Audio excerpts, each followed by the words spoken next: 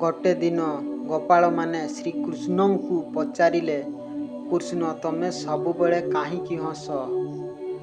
ସେମାନେ କହିଲେ, ତମେ କେବେ ଦୁଃଖୀ କେବେ କ୍ରୋଧିତ ଦେଖାଯାଉନାହଁ। ଏହାର ରହସ୍ୟ କ'ଣ?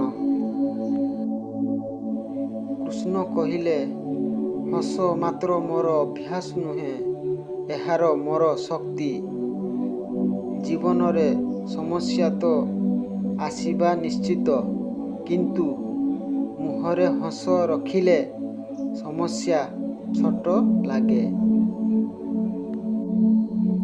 ଦୁଃଖ ଓ କଷ୍ଟକୁ ମୁହଁରେ ଦେଖାଇଦେଲେ ମନ ଭାରୀ ହୁଏ, କିନ୍ତୁ ହସରେ ସେହି ଭାରୀପଣ କମିଯାଇଥାଏ।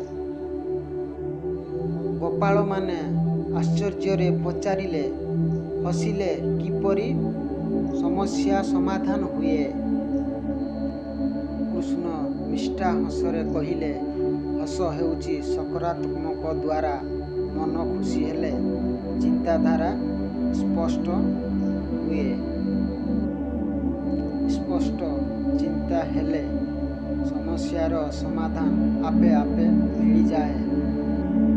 ଗୋଟିଏ ପଟେ ଅନ୍ଧକାର ପୃଷ୍ଠଭୂମିରେ ଜଣେ ବ୍ୟକ୍ତି କାନ୍ଦୁଛନ୍ତି, ଅନ୍ୟପଟେ ଶ୍ରୀକୃଷ୍ଣ ହସୁଛନ୍ତି।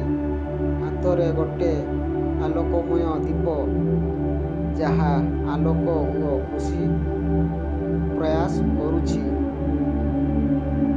ଶ୍ରୀକୃଷ୍ଣ ମୁହଁରେ ବଡ଼ ହସ, ପଛପଟେ ସୁବର୍ଣ୍ଣ ସୂର୍ଯ୍ୟ ଉଦୟ, ଆକାଶରେ ଆଶା ଓ ଆଲୋକର ଜ୍ୟୋତି ଖେଳୁଛି। ତେଣୁ ମୁଁ ସବୁବେଳେ ହସୁଛି, ନିଜ ପାଇଁ ନୁହେଁ, ତମମାନଙ୍କୁ ଆଶା ଦେବା ପାଇଁ। ଯେତେବେଳେ ତମେ ମୋତେ ହସୁଥିବା ଦେଖ, ସେତେବେଳେ ତମର ମନେ ହୁଏ ସମସ୍ୟା ବଡ଼ ନୁହେଁ, ଆମେ ମଧ୍ୟ ହସି ପାରିବୁ। ଗୋପାଳମାନେ ଏହି କଥା ଶୁଣି ଆପସରେ ହସିଦେଲେ। ସେମାନେ ବୁଝିଲେ, ହସରେ ଥାଏ ଶକ୍ତି, ହସରେ ଥାଏ ସାହସ, ହସରେ ଥାଏ ଆଶା।